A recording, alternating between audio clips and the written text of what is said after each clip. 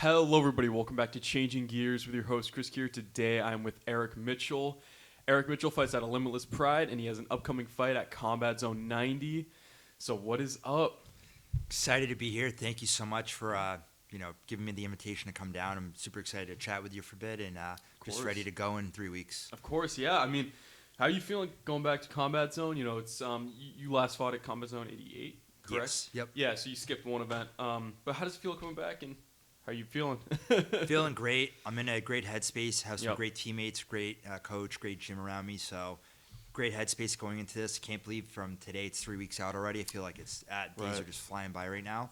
And ironically, the hardest part is these next 3 weeks, right? Kind of cut the weight and not eat what I want to. I want Right. to go and just pound 3-4 pizzas, but Yeah. can't do that right Yeah. now. So having Right. that mental toughness, honestly, one of the harder parts of the fighting, Yep. as I've learned going through this experience. But super excited. Wish Andrew and I could have fought back in August, but things happen for a reason. So I know, just like I'm sure he's been training, very hard and focused. So we're both very excited. I'm sure to Yeah. put on a show in a couple weeks. Definitely, yeah. And where do you see this fight taking place? Are you confident in your ground game? Where do you want to take this fight?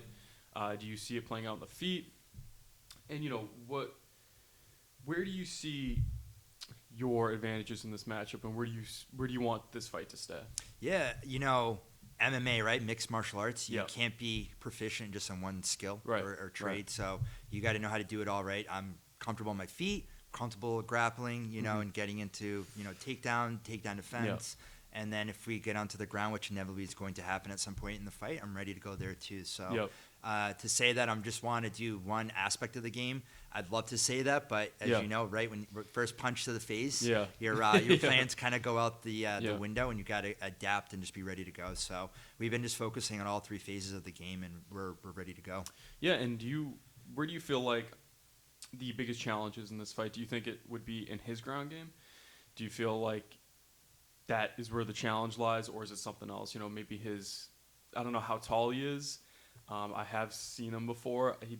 I kind of forget how tall he is, but where do you see the challenge in this fight? Would it be the physical matchup, or maybe, his skill set? Yeah, don't know much about him. I'm sure he's been grinding just like I have. I have seen him a couple times at some of the community events we've had Yeah. at other gyms over the last several months. I think we kind of break even with the heights. There's really no height advantage or Yeah. disadvantage for either one of us. From what I gathered from their gym, I mean, they're grinders just like we are. I think they might be a little bit more wrestling heavy, if I'm not mistaken. But again, I'm sure he's focusing on all aspects of the game too. So to say that he's just going to focus on one area would be silly on my part. Yeah, So yeah. I'm ready to go wherever he wants to take it, just like I'm sure he's ready to go wherever I want to take it. Right. So. And have you seen anything from him? Maybe any footage? Did you watch his previous fight? He fought Brian Looney. I haven't seen any of his Okay. kickboxing matches per se, but I have seen clips of his fight against Tyler Bork. I want to Okay. say towards the beginning of the year. Okay, I yeah, don't remember yeah, what fight card that was. I think that was back in February of this year. Yeah, it might have been 86 or 87. Yeah, I think but it that 86. was, I want to say, 95% grappling and just Yeah. on the ground. So Yeah. obviously hard to gauge it from Yeah. maybe a stand-up perspective, but either way, it looks like he's a grinder, and Yeah. I'm ready. I'm ready for the challenge. Right, hell yeah. So, coming back to Combat Zone, how does the crowd make you feel at Combat Zone? Does it get you hyped up? How do they make you feel going into, the cage doing your thing? Yeah, going into the cage, it's such a surreal experience. Yeah. You have this, you just feel this energy, and you're just like, wow, these folks paid Yeah. ticket, the Yeah. ticket prices to come watch me and everyone else around me fight, and put on a show for them. So it's just absolutely incredible, and you definitely do feed on it. But once you step into that cage, everything else around you, the sound, the noise just fades out. You just get that tunnel vision. It's just that person in front of you, and until you get your hand raised or the other person gets their hand raised, that's all you're focused on. So Right. you definitely feel the energy, but I couldn't even tell you. Sometimes I'm losing track of where my corner is, right, when I'm fighting. So Yeah. it's just like you just get those blinders on. You're like, it's game time, and then Right. you snap out of it. But Right. feeling that energy when you do walk in there, though, is absolutely incredible. Definitely pumps you up. Definitely. And if you could look into a crystal ball, and I know it's hard to predict, you're focused on this fight, what's in front of you, but, looking into a crystal ball, if you get past this challenge, what do you see is next for yourself? What Are there any specific matchups in Combat Zone you want to take on? Any specific challenges? Maybe moving up, down. What are some maybe hurdles in the future that you're looking to jump over? After this one. And again, I know it is hard to kind of focus on the future when you got a big challenge in front of you. But if you could, look into a crystal ball, what would it look like? Yeah, my biggest hurdle or disadvantage, I guess, is father time, right? I got into the game a little bit later in my life. I'd started this journey, ironically, back in 2012, back when, jiu-jitsu was harder to find, right? I started rolling jiu-jitsu under Gracie over in Exeter back in 2012, but was in a totally different, mindset in where I am in life. Then, it's kind of, dead-end job, wasn't going through school, didn't have a degree at the time, obviously didn't have a family at the time either. Didn't even have a car at the time, so that was a pipe dream. I couldn't even afford to pay the monthly membership.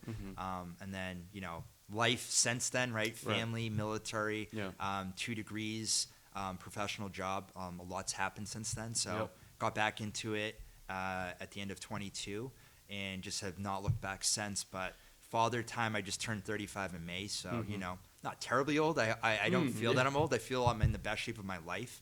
But I do feel like father time is creeping up slowly. So I definitely want to get as many fights as I can in a shorter amount of time than if I was, in my early to mid 20s. Yeah, right. And kind of, kind of going back on what you just said, I kind of want to talk more about your personal journey in the sport. So you mentioned, kind of not rags to riches necessarily, but rags to riches in the fact that you're rich in family, good job, you're doing what you love. So kind of, can you take me through that kind of story, maybe the times that were tough back in early like I said, 2010s. 2010 to 2012 was probably the roughest point in my life. It was pretty dark times, and I really had to muster up the courage to take the jump and do things that were uncomfortable at the time. And looking back at it, I'm so grateful that I did take those those opportunities. I got into banking around that time, and I didn't think that was anything that was going to be fruitful for me. I know how to count. That's pretty much all I knew how to do on the banking end, right? I'm like, what the hell am I going to do in the finance industry? And now, branch manager for privacy reasons. I'm not going to say the name of the bank, but a bank. I have my master's degree now. I spent 3 years in the Army National Guard in the infantry. Thank you for your service. Thank you. Yeah. And, I have 2 little boys that are, getting older right before my eyes, and that's very eye-opening. And, this is definitely a journey, fighting in general, and it definitely takes a lot of commitment, and a lot of folks that aren't in this, but just maybe are spectators and watch it from the outside looking in. I don't think they realize how many hours, even on the amateur level, you have to put in to, make something of yourself and make a name for yourself. So, looking back on things, I didn't make terrible decisions that, legal decisions or anything like that. But, I probably wouldn't change anything going back, because I think it's helped me grow as an individual, and it's gotten me to this point now in my life. Yeah. But probably would have tried to make ends meet so I could have paid for the monthly membership, over 10, 15 years ago. But different story, right? Yeah. I would never have found, Limitless and John and how much time that they put into, training me and teaching me. Could never thank them enough. Yeah. And how does it feel being? Do your kids come to your fights? They do, yeah. How does it feel performing in front of them and kind of being a cool, badass role model? It's funny you say that, because my oldest son, he just turned 5. He's in kindergarten now, so he's in this age now where he's building his social network, and he has got a bunch of little buddies. And now my wife and I are at that stage in our life where we're making friends through that network of his friends' parents.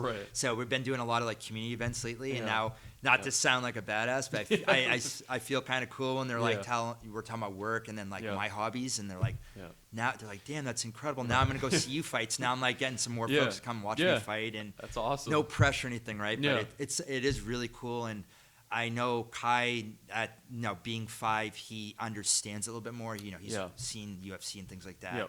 Not that I want him to be into any violence or anything like that, but he understands it's a it is a sport, Yeah, right? yeah, yeah. And there's a difference between doing that in real life and Yep. in a controlled setting, Right.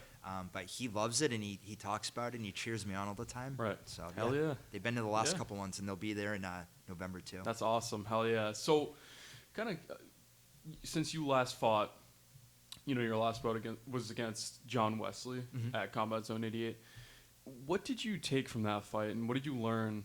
What lessons did you learn from that fight that you're going to take into this next bout? What you can refresh my memory. It's a couple months back. I kind of forget the fight a little bit, Yeah, but yep. but what lessons did you learn, and how you're going to take that going into this next one? Yeah, and shout out to John. He was an absolute grinder, and that was an amazing opportunity to share that moment in cage with him. He taught me a lot. The first thing was taking a loss, right? That was my first loss in front of a stage like that, and very humbling, right? But I feel that in a loss, you learn more than you do with a win, and I know that's been said over, but it's very true.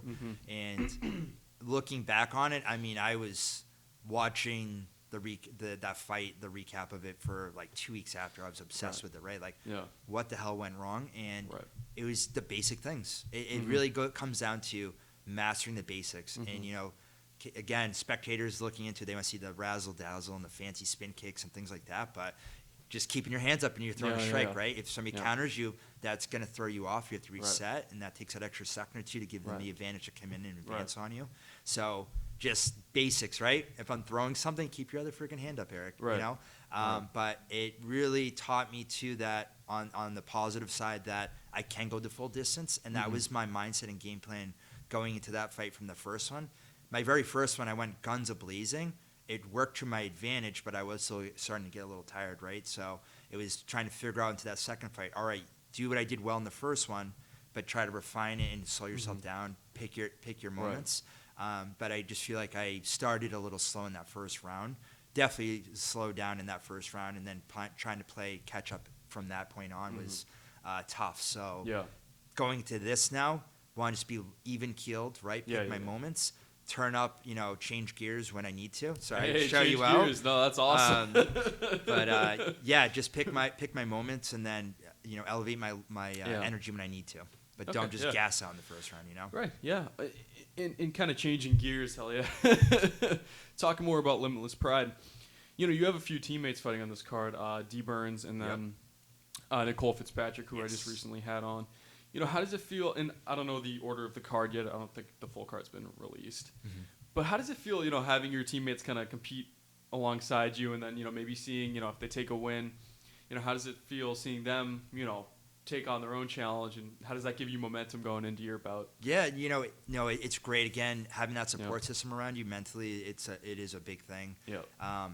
Just being able to have that camaraderie, just knowing you guys are about to walk through some fire, at different points of that night. We're all there to support each other. We make it light, joke around, but I don't care what anyone says. You got a million emotions running through you, regardless of how prepared you are, right? It's just, it's the human nature, right? But just having, friends there with you, support system, knowing you have friends, family in the crowd waiting for you to cheer you on. It does help you kind of push through like that mental darkness part that you're going to feel slightly, but super excited. They're both ready to go. They've both been grinding since their last fights, and they've learned a lot. And Bruce fought in the last card as well. He's not on this one now, but he will be coming back, making his return next year, which I'm really excited for. But just grinding with them at the gym every single day, and the hard work and the commitment they've put into it really helps motivate me as well. So we all just feed off of each other. Yeah, that's awesome. And do you guys have any? This is kind of an odd question, but do you guys have any prospects that are looking to get some fights at Combat Zone that you're really excited about? You have some underlying talent ready to shine. John's done a great job of attracting our coach over at Limitless. He's done a great job attracting folks so organically. And we do have a couple of prospects that are still developing, but they're looking pretty good. And they're much younger than me and some of the other folks that have been doing this now for a little bit and have been fighting. So for them to kind of start at a younger age of where they're at now, the world's their oyster if they continue with it, and just continue that grind mentality. They're going to be killers in the next couple of years for sure. And who were some who are some of your motivations? Like who are some of your favorite pro fighters? Maybe someone like Chaos Covington, someone like that. Who are some of your favorite fighters? Maybe in the UFC, PFL, Bellator. Yeah. Who are some of those guys? Actually, shout out Dubronx today. Okay. He's fighting today. today. Oh, yeah, that's true. Yes. Let's go. Correct, yeah. And I hope he takes the win Yeah. for the record there. But I'm a huge Oliveira fan. I know he's getting closer towards the end of his career, but he's had absolute legend, right? He's going to be in the Hall of Fame. Yeah. It was very eye-opening and was so inspirational back in, 21 when he fought Chandler.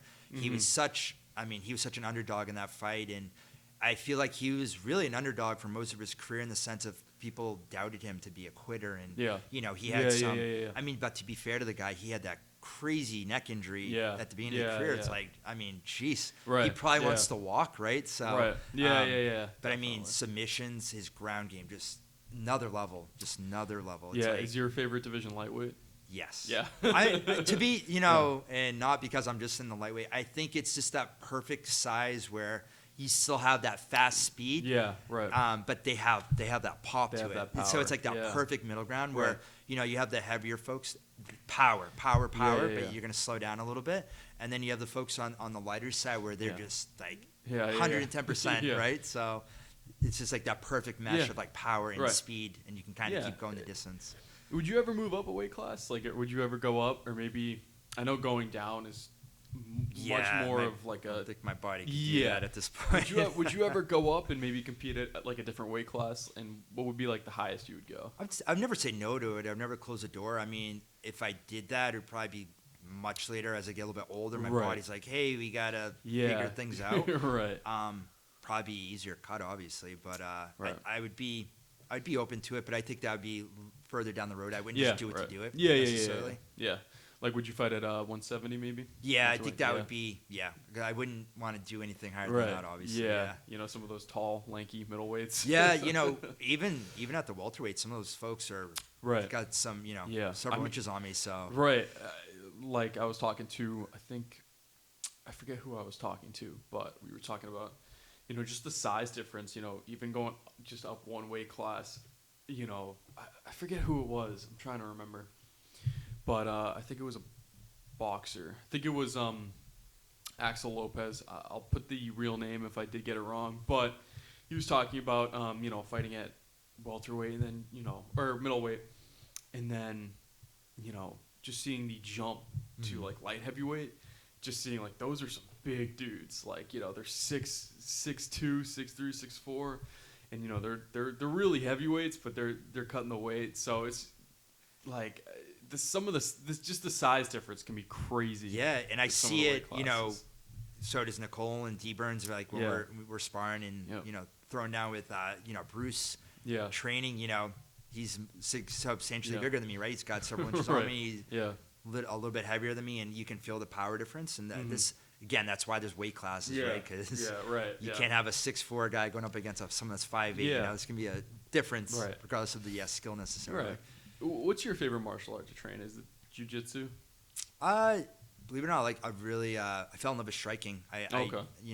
Jiu-jitsu, I kind of knew a little bit more of it going into it, kind of getting back into it in the early 2020s, but striking, just fell in love with it.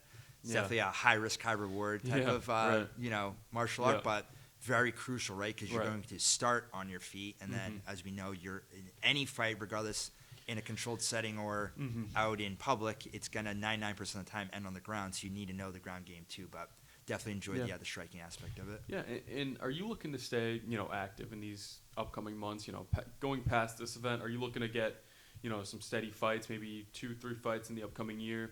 What does, because I know it's November, this card is going to be in November, so the next card will be in probably February. Yep. So are you looking to get, a couple fights next year? What's the activity looking like for you? I know it's hard to tell because you don't know what injuries you might walk away with. Yeah, and I'm not trying to predict any injuries your way. Yeah, right. But, what would you like to do in terms of, like, activity? How many fights would you like to get in the upcoming year for Combat Zone or whatever promotion? Yeah, I would say average 2 to 3 is pretty healthy for Yeah. the year. Again, warranting any issues or difficulties that I could Yep. potentially face. But I would like to stay active because, again, time is against me at this point. So Mhm. I can't be doing like, slow and, steady Eddie where I'm going to do one fight a year. Mhm. Definitely need to at least get 2 in, but I'd really be pushing for 3. Yeah. Okay. Yeah, that's awesome. I mean, and you don't have any specific challenges in mind. No opponents that you like. No, not really. Again, this is being my first MMA. Yeah. Yeah. Yeah. Really what I'm looking at, focus on this first, Yeah. and then maybe Yeah. kind of see what the pool is out there. I know of some names, but there's no one that's like I got it Yeah, out for this right. guy or vice versa, right? Right. Like no resentment towards anyone. So Yeah. I don't have that motivational aspect, but yeah, I'd see what the outcome of this is. I'm going to take that W, and then we'll go from there. But Okay. And I mean, I have one final question, but you just kind of said it. Are you taking the W November 1st? absolutely, Awesome. Let's Hell go. yeah. All right. Well, that's it for me. Thank you so much for joining me. thank you. If you guys like this episode, go check out Erik Mitchell. I'll leave him in the link in the description below. Go show him some love and support. Check out his fight November 1st, Combat Zone 90. And I will catch you guys in the next episode. Bye.